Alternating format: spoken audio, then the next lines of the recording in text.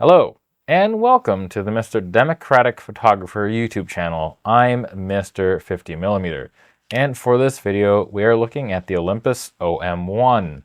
That's right, this film OM1, the original one.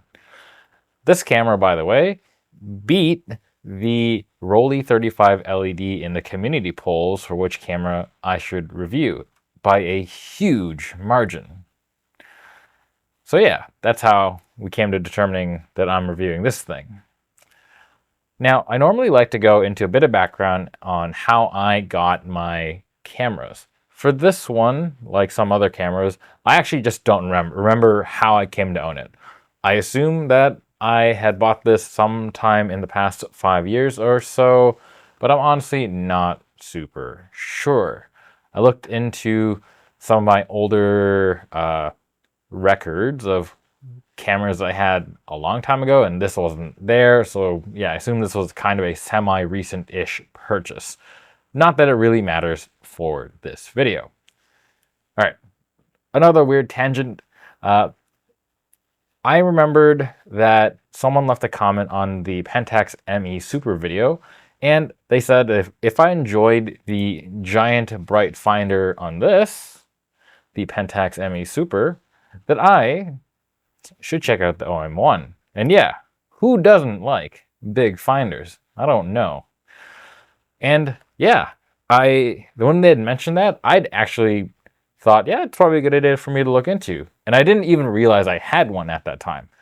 And I did remember I had an OM camera.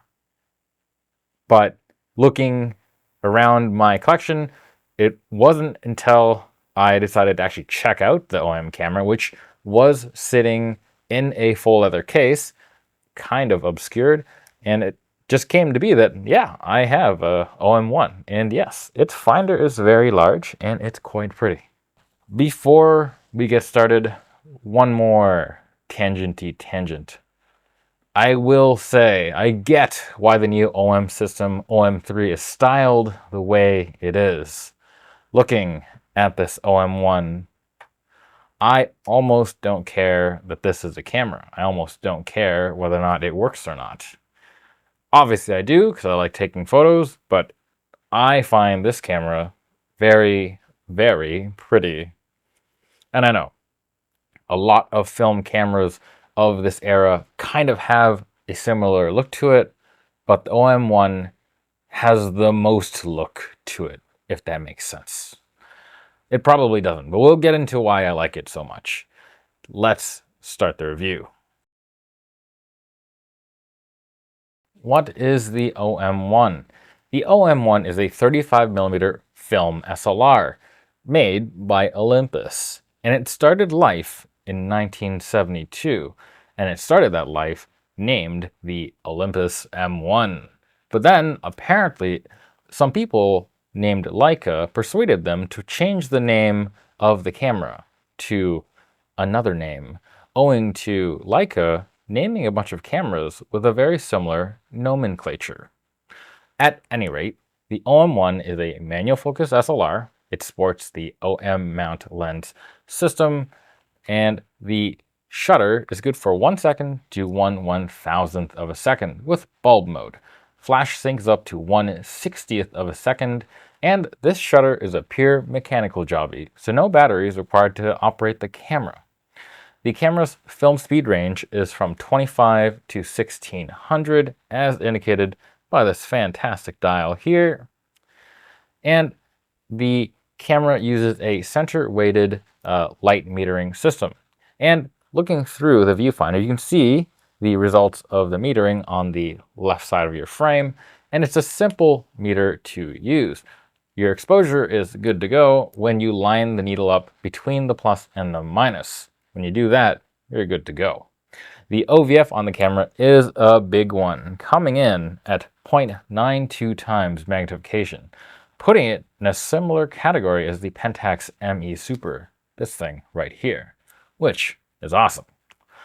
On my copy of the OM1, the focusing screen that I got is only a micro prism, so no split prism, but honestly, the OVF is so large, so good, that I actually didn't mind it that much, not having a split prism, that is.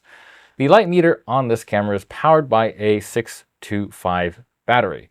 That's the mercury ones at 1.35 volts. It's supposed to be anyways. I'm not using one of those at the moment. At any rate, this body comes in at 490 grams-ish. It's pretty light. And I actually couldn't find the MSRP of this camera for 1972, but I found an ad that included the price in yen for 1977. So we're going to go with that. And in 1977, it came in at 48,000 yen. That's around 73,650 yen today, or roughly 455 Freedom USA dollars, or 645 less free Canadian buckaroos. All right, batteries, and the issue that I had with my OM1. As with a lot of older SLRs of this period, they liked using that 625 mercury cell, and I get it. It's a good battery. But right now, they don't really make them. And I actually did not look to replace it using a modern variant of the 625 battery. Now, there are other options though if you do want to power these kind of cameras that do use the 625 cell. For example, you can use those zinc air batteries. They're a fairly interesting battery to use, and there are a variety of modern 625 replacement options, but they tend to be pretty expensive. I am cheap, so I went for using the modern 1.5 volt pack, and I simply just compensated by checking the camera meter against a light meter or the meter on another camera and adjust the OM1's ISO dial until the metering kind of matched up with my reference. And I mostly do this at the start of a new roll of film, just because I know that the 1.5 volt alkaline that I'm using doesn't have the most stable voltage, so metering performance may change as it drains. Another thing I do want to point out is that when you are looking at potential older cameras like this OM1, check for battery corrosion.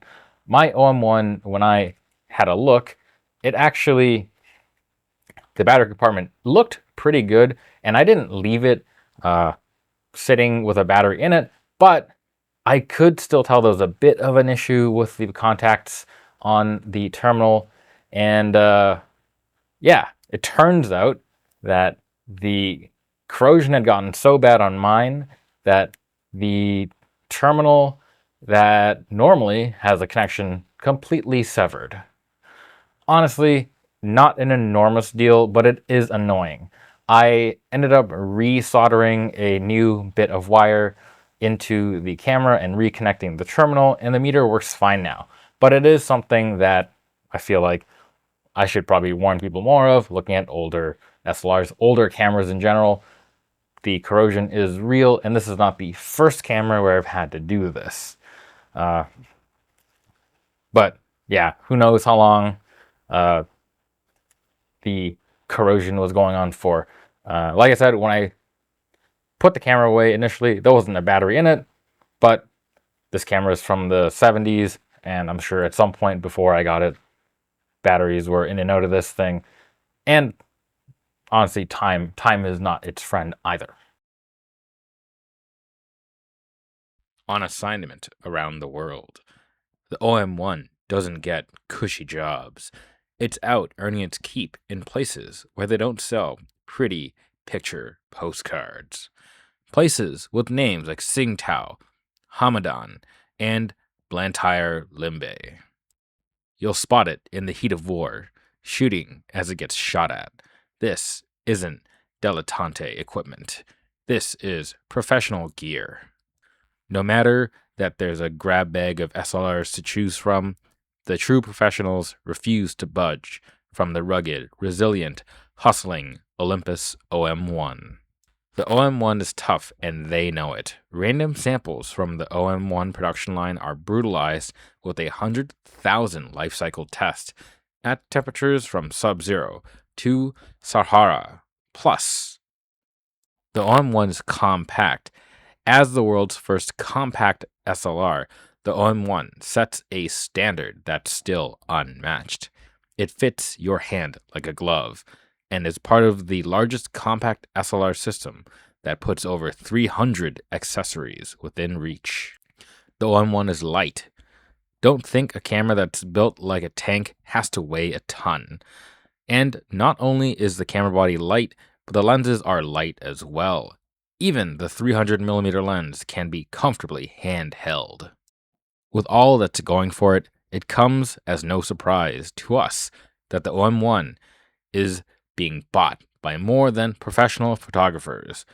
Not only is it on assignment around the world, but in backyards, picnics, and family vacations. After all, people are taking their four-wheel drive cars to the supermarket and wearing down parkas to the office. Professional secrets don't stay professional forever. For a detailed brochure, write to Olympus, Woodbury, New York, 11797. Olympus, you know our pictures. Now you know our name. Olympus, OM1. The look. All right. I feel like I needed to add this section for the OM1. Now, I admit, with this camera, from the initial outset, if you're just glancing at it, it doesn't look that different from other SLRs of the era. It is, after all, following a pretty standard formula. You have a flat front, a pretty rectangular design, a prism hump. Yeah, normal stuff. But what I noticed pretty rapidly was all the little details that go into the design and the look of the controls. Let's have a look at things on the top plate from this view. So I'm going to try to get as close as I can, but let's look. This is the film winder. The top of it is chromed, and you can see it is chromed and the bottom of it is black. Moving along the top, you have a meter switch right here. It's black with a white stripe. Next, you have the ISO dial. It's here. You got your texture on the dial, which is different than the texture of this film rewind. And again, the bottom is black. Finally, you have well, not finally, but you have the shutter as well, and you get chrome, black, chrome. Neat. And, oh, sorry, no, you get black, chrome, black. And with the winder, you get chrome, black, chrome. All of them using basically the same set of colors and the same elements, but differently. Pretty neat. And this is something that you see in every single control. From the film rewind switch over here to this tiny flash mode switch. All of them use little contrasting elements slightly differently as to not repeat the same kind of thing, but to also give it every control an individual feel while maintaining a fairly nice and fairly, I guess, familiar theme. Overall, I find this attention to detail psychotic, and I love it. Now, let's go back to that film rewind. Let's flip it out, and when you do, I don't know if you noticed, the lever end itself is the same texture as this rewind barrel. It is a beautiful touch. And also, it's beautiful to touch. From top down, looking at your ISO dial, you can see, or hopefully you can see, I'll try to back it up, get more light on there, that you got whole stops in yellow, third stops in silver. Subtle little thing, but it makes it easy to recognize where you're at when you're selecting your film speed. Good stuff. Another thing that I do think that makes this thing particularly striking is this shape, the contour of the sides here.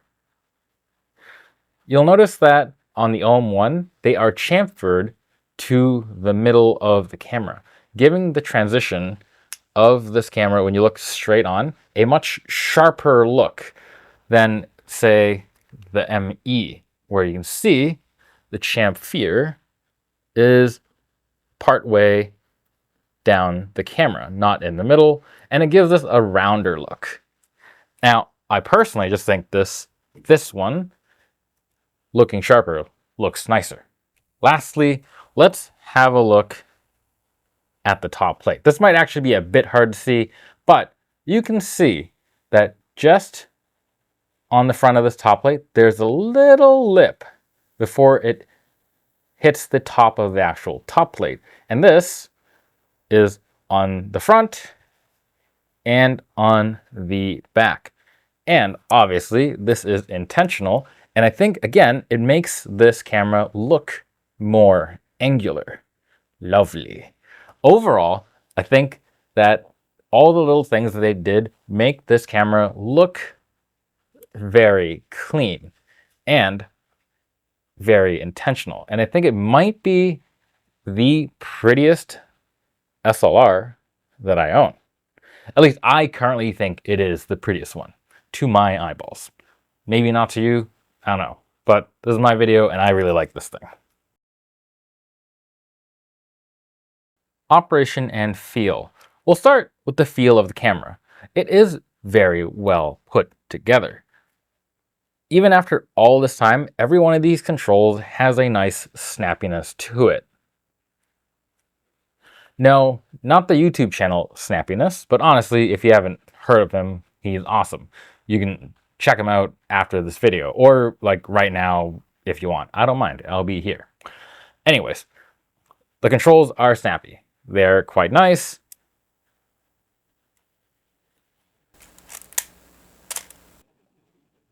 And things overall feel very good. Now, this camera, as you may have noticed earlier on, isn't actually very heavy, which is nice. And it's not that big either. So overall, it results in the camera feeling fairly dense. And even though the front is pretty flat, I had no issue using this camera, at least with my small primes. I think it's balanced quite well. Now, I do imagine that if I were to chonk on a bigger lens, like a 300mm, this might be less comfortable. And that is probably right. But it is also par for the course for SLRs of this time. And yes, it really could deal with or do with some more grippage over here. But it's honestly still not that bad. All right, back to the 50. It's something that's just easier for me to hold up when I'm talking about the camera. So one thing that took me a bit of time to get used to was the shutter speed dial. It is integrated into the lens mount. You can see it here as I scroll through. And I have other cameras that do this, like the Voigtlander Best-O-Matic, and I believe my Topcon does this. So it wasn't an enormous adjustment, but it is still something I'm not super used to. I will say, more than once, while trying to adjust my shutter speed, I tried to turn the ISO film speed dial, which is not the dial to touch. Luckily, this one has an interlock. But overall, I think that this approach to the shutter speed control is actually pretty good. And I get the reason why it's here. When you're operating with your camera up to your eyeballs, your hand's probably already going to be here doing the focus and aperture control and whatnot. So shutter speed also here is a pretty natural thing, since aperture control is there, focusing there, and then shutter speed here. And so you can all do it with your eyeball over here. And it's more comfortable, I think, than trying to adjust knobbies this way. It's a little more comfortable. I think, I can't tell if it's just from the fact that so many other cameras have the shutter speed this way and I'm just used to it. But trying to put that bias aside, I do think this system pretty good. One thing that did annoy me a little bit though was the light meter switch. It's this thing right here. As pretty as it is, for the most part, I just left it on until the roll of film was finished. To be fair, for this time period, these kind of controls, on-off switches, 4 meters are par for the course, and obviously it makes sense. You do want to save your batteries, so turning it off when you can, being intentional about it, also not a bad idea. The viewfinder. This is gorgeous. 0.92 times magnification, as I said. It is very huge. Looking through it is awesome. I was actually, at first, a little bit apprehensive about the lack of a split prism. I was really worried I was going to miss just a bunch of shots, but once my shots were in and I scanned and looked at them, turns out I actually didn't miss very much or really at all. So, yeah, I guess I don't really need the split prism. I still like it though, and I still would rather have one, but this finder is so nice and things pop in and out so well that I'm still able to accurately focus with it. Now, I do think that if I had to pick between the OM1 and the ME Super, the ME Super finder is a smidge better and the information layout there is a bit nicer. But it's honestly a tiny bit better. Now, for a flagship camera, the OM1 does not feature a hot or a swappable viewfinder. But I'm not gonna lie, with magnification values like 0.92, I don't think I'd really want to switch finders anyways. Plus, this camera still lets you switch focusing screens, which is an important thing, and I'm actually going to look into seeing if I can buy a split prism one anyways. The meter on this camera is easy to use, as I mentioned.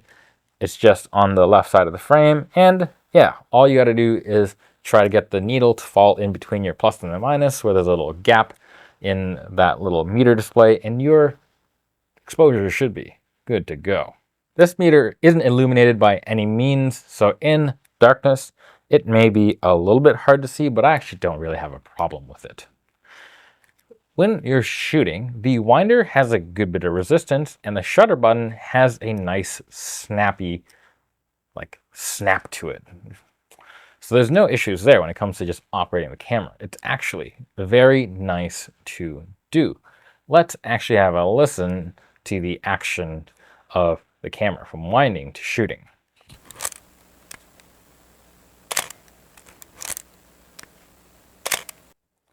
And the shutter is actually also fairly nice.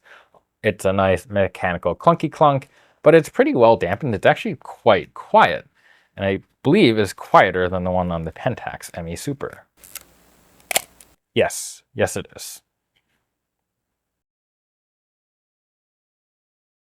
Film and film scanning setup. Today, we have 2 rolls of film that I shot through the OM1, neither of which are expired. Both were still good. First is a Fuji 200 color C41 film.